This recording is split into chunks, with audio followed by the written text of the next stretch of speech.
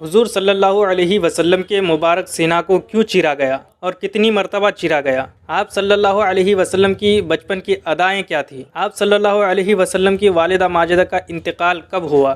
یہ سیرت مصطفیٰ سیریز کا چوتھا ایپیسوڈ ہے۔ پچھلے ایپیسوڈ میں حضور صلی اللہ علیہ وسلم کے بچپن کے زمانے کے تعلق سے کچھ باتیں کرنا رہ گئی تھی۔ اس ایپیسوڈ میں ہم آپ کو ان سب واقعات کے بارے میں بتائیں گے، تو چلیے شروع کرتے ہیں۔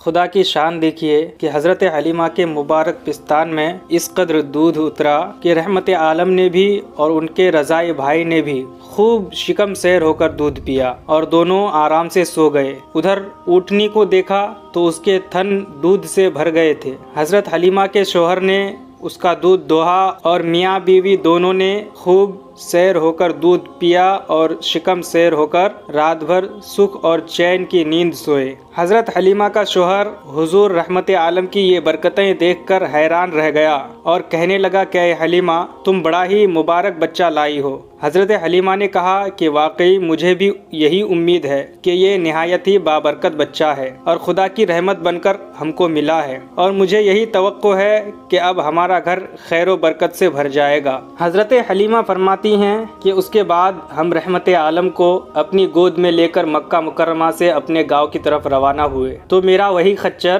اب اس قدر تیز چلنے لگا کہ کسی کی سواری اس کے گرد کو نہیں پہنچتی تھی۔ قافلے کی عورتیں حیران ہو کر مجھ سے کہنے لگی کہ اے حلیمہ، کیا یہ وہی خچر ہے جس پر تم سوار ہو کر آئی تھی، یا کوئی دوسرا تیز رفتار خچر تم نے خرید لیا ہے؟ الغرض ہم اپنے گھر پہنچے، وہاں سخت قحط پڑا ہوا تھا۔ تمام جانوروں کے تھن میں دودھ خشک ہو چکے تھے، لیکن میرے گھر میں قدم رکھتے ہی میری بکریوں کے تھن دودھ سے بھر گئے۔ اب روزانہ میری بکریاں جب چراگاہ سے گھر واپس آتی اور ان کے تھن دودھ سے بھرے ہوتے، حالانکہ پوری بستی میں اور کسی کو اپنے جانوروں کا ایک قطرہ دودھ نہیں ملتا تھا، میرے قبیلہ والوں نے اپنے چرواہوں سے کہا کہ تم لوگ بھی اپنے جانوروں کو اسی جگہ چراؤ جہاں حلیمہ کے جانور چرتے ہیں۔ چنانچہ سب لوگ اسی چراگاہ میں اپنے مویشی چرانے لگے جہاں میری بکریاں چرتی تھیں، مگر یہاں تو چراگاہ اور جنگل کا کوئی عمل دخل ہی نہیں تھا۔ یہ تو رحمت عالم کے برکات نبوت کا فیض تھا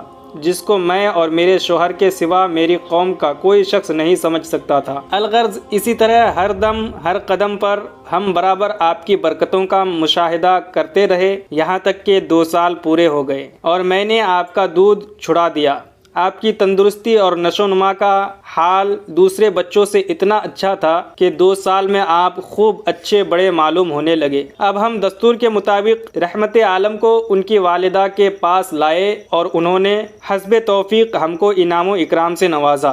گو قاعدے کے مطابق اب ہمیں رحمت عالم کو اپنے پاس رکھنے کا کوئی حق نہیں تھا، مگر آپ کی برکات نبوت کی وجہ سے ایک لمحہ کے لیے بھی ہم کو آپ کی جدائیگی گوارا نہیں تھی۔ عجیب اتفاق کہ اس سال مکہ معظمہ میں وبائی بیماری پھیلی ہوئی تھی، چنانچہ ہم نے اس وبائی بیماری کا بہانہ کر کے حضرت بی بی آمنہ کو رضامند کر لیا اور پھر رحمت عالم کو اپنے گھر واپس لائے، اور پھر ہمارا مکان رحمتوں اور برکتوں کی کان بن گیا، اور پھر آپ ہمارے پاس نہایت خوش و خرم ہو کر رہنے لگے۔ آپ صلی اللہ علیہ وسلم گھر سے باہر نکلتے اور دوسرے لڑکوں کو کھیلتے ہوئے دیکھتے، مگر خود ہمیشہ ہر قسم کے کھیل کود سے علیحدہ رہتے۔ ایک روز مجھ سے کہنے لگے کہ اماں جان، میرے دوسرے بھائی بہن دن بھر نظر نہیں آتے، یہ لوگ ہمیشہ صبح کو اٹھ کر روزانہ کہاں چلے جاتے ہیں؟ میں نے کہا کہ یہ لوگ بکریاں چرانے چلے جاتے ہیں۔ یہ سن کر آپ نے فرمایا،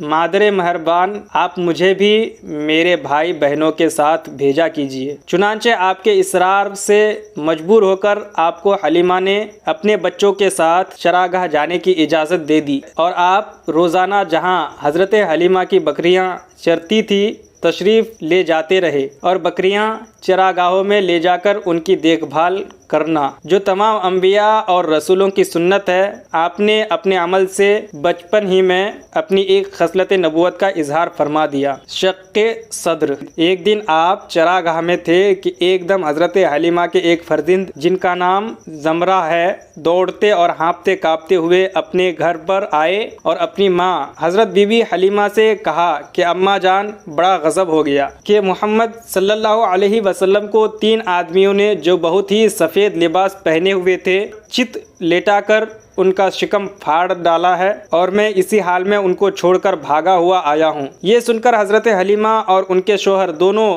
بدحواس ہو کر گھبرائے ہوئے دوڑ کر جنگل میں پہنچے تو یہ دیکھا کہ آپ بیٹھے ہوئے ہیں مگر خوف و ہراس سے چہرہ زرد اور اداس ہے۔ حضرت حلیمہ نے انتہائی مشفقانہ لہجے میں پیار سے چمکار کر پوچھا کہ بیٹا کیا بات ہے؟ آپ نے فرمایا کہ 3 شخص جن کے کپڑے بہت ہی سفید اور صاف ستھرے تھے میرے پاس آئے اور مجھ کو چت لٹا کر میرا شکم چاک کر کے اس میں سے کوئی چیز نکال کر باہر پھینک دیا اور پھر کوئی چیز میرے شکم میں ڈال کر شگاف کو سی دیا، لیکن مجھے ذرہ برابر بھی کوئی تکلیف نہیں ہوئی۔ یہ واقعہ سن کر حضرت حلیمہ اور ان کے شوہر دونوں بے حد گھبرائے اور شوہر نے کہا کہ حلیمہ مجھے ڈر ہے کہ ان کے اوپر شاید کچھ آصب کا اثر ہے، لہٰذا بہت جلد تم ان کو ان کے گھر والوں کے پاس چھوڑ آؤ۔ اس کے بعد حضرت حلیمہ آپ کو لے کر مکہ مکرمہ آئیں کیونکہ انہیں اس واقعہ سے یہ خوف پیدا ہو گیا تھا کہ شاید اب ہم کما حق ہو ان کی حفاظت نہ کر سکیں گے۔ حضرت حلیمہ نے جب مکہ معظمہ پہنچ کر آپ کو آپ کی والدہ ماجدہ کے سپرد کیا تو انہوں نے دریافت کیا کہ حلیمہ تم تو بڑی خواہش اور چاہ کے ساتھ میرے بچے کو اپنے گھر لے گئی تھی، پھر اس قدر جلد واپس لے آنے کی کیا وجہ ہے؟ جب حضرت حلیمہ نے شکم چاک کرنے کا واقعہ بیان کیا اور آصب کا شبہ ظاہر کیا تو حضرت بی بی آمنہ نے فرمایا کہ ہرگز نہیں، خدا کی قسم میرے نور نظر پر ہرگز کبھی بھی جن یا شیطان کا عمل دخل نہیں ہو سکتا، میرے بیٹے کی بڑی شان ہے۔ پھر ایام حمل اور وقت ولادت کے حیرت انگیز واقعات سنا کر حضرت حلیمہ کو مطمئن کر دیا اور حضرت حلیمہ آپ کو آپ کی والدہ ماجدہ کے سپرد کر کے اپنے گاؤں میں واپس چلی آئیں اور آپ اپنی والدہ ماجدہ کی آغوش میں تربیت پانے لگے۔ شق صدر کتنی بار ہوا؟ حضرت مولانا شاہ عبد العزیز صاحب محدث دہلوی رحمۃ اللہ علیہ نے سورہ علم نشرح کی تفسیر میں تحریر فرمایا ہے کہ 4 مرتبہ آپ کا مقدس سینہ چاک کیا گیا اور اس میں نور و حکمت کا خزینہ بھرا گیا۔ پہلی مرتبہ جب آپ حضرت حلیمہ کے گھر تھے جس کا ذکر ہو چکا، اس کی حکمت یہ تھی کہ حضور صلی اللہ علیہ وسلم ان وسوسوں اور خیالات سے محفوظ رہیں جن میں بچے مبتلا ہو کر کھیل کود اور شرارتوں کی طرف مائل ہو جاتے ہیں۔ دوسری بار 10 برس کی عمر میں ہوا تاکہ جوانی کی پرآشوب شہوتوں کے خطرات سے آپ بے خوف ہو جائیں۔ تیسری بار غار حرا میں شق صدر ہوا اور آپ کے قلب میں نور سکینہ بھر دیا گیا تاکہ آپ وحی الہی کے عظیم اور گراں بار بوجھ کو برداشت کر سکیں۔ چوتھی مرتبہ شب معراج میں آپ کا مبارک سینہ چاک کر کے نور و حکمت کے خزانوں سے معمور کیا گیا تاکہ آپ کے قلب مبارک میں اتنی وسعت اور صلاحیت پیدا ہو جائے کہ آپ دیدار الہی کی تجلیوں اور کلام ربانی کی ہیبتوں اور عظمتوں کے متحمل ہو سکیں۔ ایمن جب حضور اقدس صلی اللہ علیہ وسلم حضرت حلیمہ کے گھر سے مکہ مکرمہ پہنچ گئے اور اپنی والدہ محترمہ کے پاس رہنے لگے تو حضرت ایمن جو آپ کے والد ماجد کی باندی تھیں، آپ کی خاطرداری اور خدمت گزاری میں دن رات جی جان سے مصروف رہنے لگی۔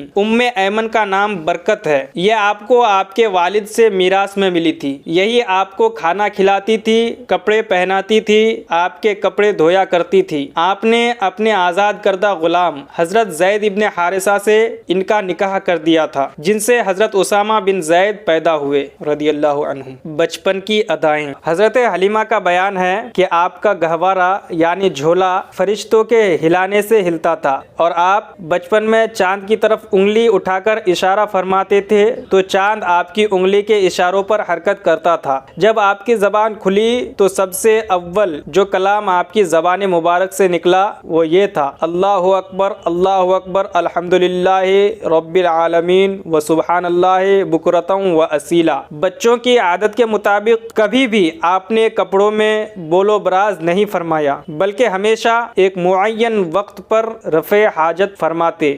اگر کبھی آپ کی شرمگاہ کھل جاتی تو آپ رو رو کر فریاد کرتے، اور جب تک شرمگاہ نہ چھپ جاتی آپ کو چین و قرار نہیں آتا تھا، اور اگر شرمگاہ چھپانے میں مجھ سے کچھ تاخیر ہو جاتی تو غیب سے کوئی آپ کی شرمگاہ چھپا دیتا۔ جب آپ اپنے پاؤں پر چلنے کے قابل ہوئے تو باہر نکل کر بچوں کو کھیلتے ہوئے دیکھتے، مگر خود کھیل کود میں شریک نہیں ہوتے تھے۔ لڑکے آپ کو کھیلنے کے لیے بلاتے تو آپ فرماتے کہ میں کھیلنے کے لیے نہیں پیدا کیا گیا ہوں۔ حضرت آمنہ کی وفات۔ حضور اقدس صلی اللہ علیہ وسلم کی عمر شریف جب 6 برس کی ہوئی تو آپ صلی اللہ علیہ وسلم کی والدہ ماجدہ آپ کو ساتھ لے کر مدینہ منورہ آپ کے دادا کے نانحال بنو عدی بن نجار میں رشتہ داروں کی ملاقات یا اپنے شوہر کی قبر کی زیارت کے لیے تشریف لے گئیں۔ حضور صلی اللہ علیہ وسلم کی والد ماجد کی باندی ایمن بھی